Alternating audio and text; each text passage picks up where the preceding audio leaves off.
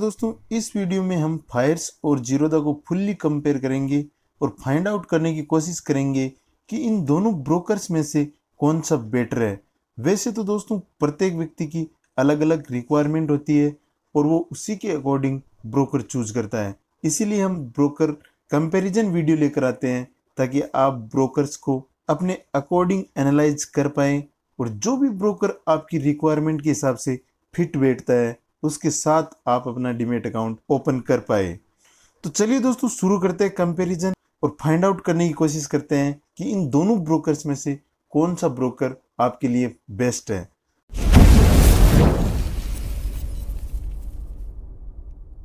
दोस्तों कंपैरिजन शुरू करने से पहले हम दोनों ब्रोकर्स का बैकग्राउंड जान लेते हैं। दोस्तों जीरोधा और फायर्स दोनों ही डिस्काउंट ब्रोकर है और एज यू नो आपको सिमिलर ब्रोकरेज स्ट्रक्चर इन दोनों में देखने को मिलता है। जीरोधा की बात करें तो जीरोधा की शुरुआत हुई थी 2010 में, वहीं फायर्स की बात करें तो फायर्स की शुरुआत हुई थी 2015 में। तो यहाँ पर अगर टाइम के हिसाब से देखा जाए तो जीरोधा को थोड़ा सा एज यहाँ पर मिलता है क्योंकि ये ऑलमोस्ट 5 ईयर पुराना है। जो भी ब्रोकर जितना पुराना होता है उसके साथ लोगों का ट्रस्ट भी ज़्यादा होता है। करंट सिनेरियो में देखें तो यहाँ पर जीरोधा के पास 9+ मिलियन क्लाइंट्स है। वहीं अगर हम फायर्स की बात करें तो फायर्स के पास अभी 3 लाख प्लस हैप्पी कस्टमर्स है। तो यहाँ पर क्लाइंट बेस को देखिए तो दोस्तों जीरोधा को बहुत ज़्यादा एज है, जीरोधा काफ़ी आगे है।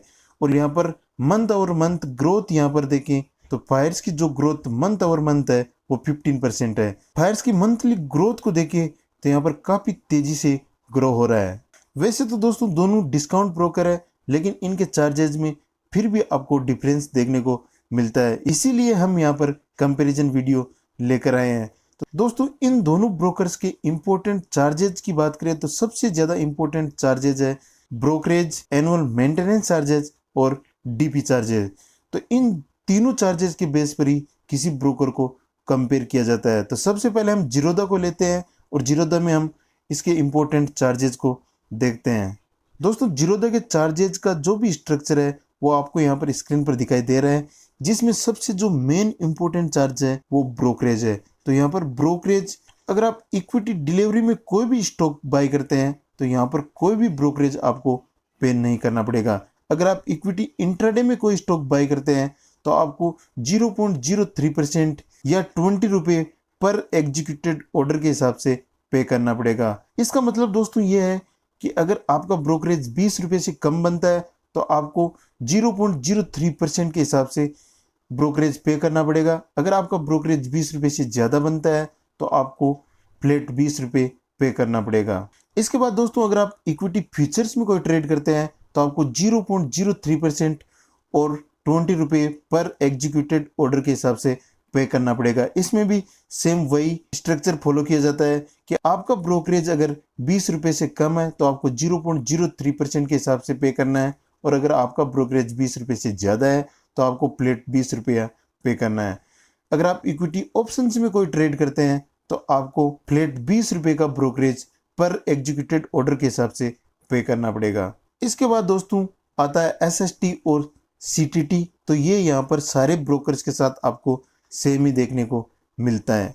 ट्रांजैक्शन चार्ज भी सारे ब्रोकर्स के साथ आपको सेम ही देखने को मिलता है और GST भी आपको सारे ब्रोकर्स के साथ सेम ही देखने को मिलता है। इसके बाद सेबी चार्जेज भी सारे ब्रोकर्स के साथ सेम देखने को मिलता है। स्टाम्प चार्जेज भी सारे ब्रोकर्स के साथ सेम ही देखने को मिलता है।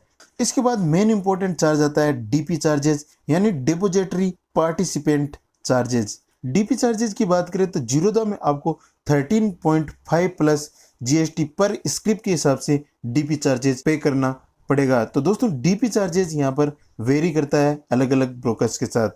यहाँ पर जीरोधा में आपको 13.5 प्लस GST पर स्क्रिप्ट के हिसाब से पे करना पड़ेगा और अदर ब्रोकर्स में इसका स्ट्रक्चर आपको अलग अलग देखने को मिलता है। इसके बाद प्लेजिंग चार्ज की बात करें तो यहाँ पर प्लेजिंग चार्ज है 30 रुपये प्लस GST पर प्लेज रिक्वेस्ट। इसके बाद AMC चार्ज की बात करें तो AMC चार्ज यानी दोस्तों अकाउंट मेंटेनेंस चार्ज आपको 300 रुपये पर ईयर प्लस GST पे करना पड़ेगा। इसके बाद कॉल एंड ट्रेड सर्विस अगर आप जीरोधा की यूज करते हैं तो आपको 50 रुपये पर ऑर्डर के हिसाब से कॉल एंड ट्रेड सर्विस का चार्ज पे करना पड़ेगा। जीरोधा में आपको पेमेंट गेटवे चार्ज भी पे करना होता है दोस्तों, तो ये आपके लगता है 9 रुपीज प्लस जीएसटी।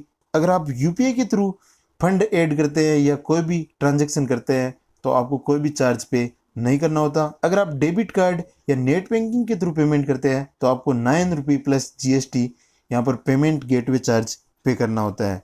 तो यहाँ पर दोस्तों मेन जो इम्पोर्टेंट स्ट्रक्चर था वो हमने यहाँ पर देख लिया है। इसके बाद एक और इम्पोर्टेंट चार्ज आता है, वो होता है अकाउंट ओपनिंग चार्ज, जो आपको यहाँ पर जीरोधा में देखने को मिलता है। अगर आप इक्विटी ऐप एंड करेंसी के लिए अकाउंट ओपन करते हैं तो आपको ऑनलाइन अकाउंट ओपनिंग के लिए 200 रुपये का चार्ज पे करना पड़ता है। अगर आप इसके साथ कम्योडिटीज में भी ट्रेड करना चाहते हैं तो आपको यहाँ पर अकाउंट ओपन करने के लिए 300 रुपये का चार्ज पे करना पड़ेगा। अगर आप ऑफलाइन अकाउंट ओपन करते हैं तो आपको 400 रुपये का, जिसमें आपको कम्योडिटीज सेक्शन देखने को नहीं मिलेगा।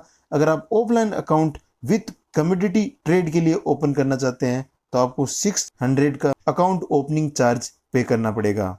इस प्रकार दोस्तों आपको जीरोधा में काफ़ी सारे चार्जेस का स्ट्रक्चर देखने को मिलता है, जिसमें अलग अलग ट्रांजैक्शन के लिए अलग अलग चार्जेस आपको पे करने होते हैं। इसके बाद दोस्तों आगे बढ़ते हैं और देखते हैं फायर्स में आपको कौन कौन से चार्जेस पे करने होते हैं अगर आप फायर्स में अपना डीमेट अकाउंट ओपन करते हैं तो। दोस्तों मैंने यहाँ पर फायर्स में डिटेल्ड चार्जेस की लिस्ट ओपन कर ली है। और दोस्तों फायर्स में भी जो मेन इंपॉर्टेंट चार्ज है वो यहाँ पर ब्रोकरेज है। तो अगर आप डिलीवरी में कोई स्टॉक बाई करते हैं तो आपको 0 ब्रोकरेज पे करना होता है, यानी दोस्तों आपको कोई भी ब्रोकरेज पे नहीं करना पड़ेगा अगर आप इक्विटी डिलीवरी में कोई भी स्टॉक बाई करते हैं। इसके बाद दोस्तों अगर आप इक्विटी इंट्राडे में ट्रेड करते हैं तो आपको 20 रुपया या 0.03% पर एग्जीक्यूटेड ऑर्डर, यानी दोस्तों इन दोनों में से जो भी कम होगा वो चार्जेस आपको पे करना पड़ेगा। यानी अगर आपका ब्रोकरेज 20 रुपये से कम बनता है तो आपको 0.03% के हिसाब से पे करना है।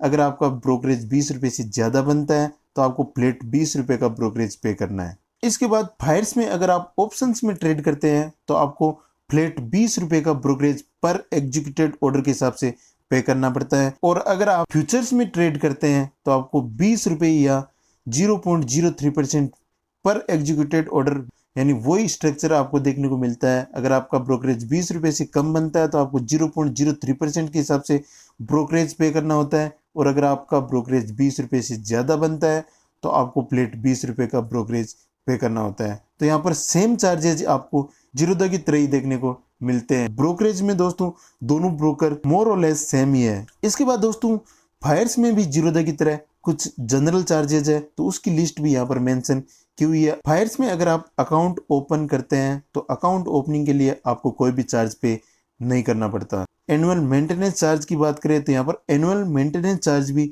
0 है। दोस्तों अकाउंट ओपनिंग और एनुअल मेंटेनेंस चार्ज के बेस पर देखिए फायर्स को यहाँ पर एज है। इसके बाद दोस्तों कॉल एंड ट्रेड सर्विस के लिए जीरोधा भी आपसे 50 रुपये चार्ज करता है और फायर्स भी आपसे 50 रुपया चार्ज करता है। और यहाँ पर एडमिन स्क्वायर ऑफ चार्जेस भी है, तो वो यहाँ पर 50 रुपये है। फायर्स में आपको पेमेंट गेटवे चार्ज भी नहीं देना पड़ता। इसके साथ अगर आप प्लेज के लिए रिक्वेस्ट करते हैं तो भी आपको कोई चार्ज पे नहीं करना पड़ता।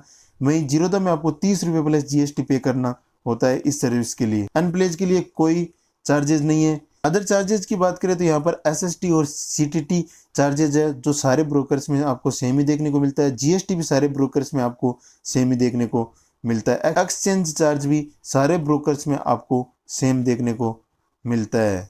इसके साथ ही दोस्तों आपको फायर्स में डीमेट डेबिट चार्ज भी देखने को मिलता है, जो बेसिकली डीपी चार्ज ही होता है। इसके अलग अलग ब्रोकर्स में अलग अलग नेम आपको देखने को मिल जाते हैं। तो यहाँ पर depository charge 7 rupees plus 5.5 rupees आपको CDSL, जो इसकी मेन डिपोजिटरी है, उसको पे करना पड़ता है। तो इस प्रकार आपको फायर्स और जीरोधा दोनों ब्रोकर्स में दोस्तों आपको लगभग सेम तरह के चार्ज पे करने होते हैं अगर आप ब्रोकरेज की बात करें।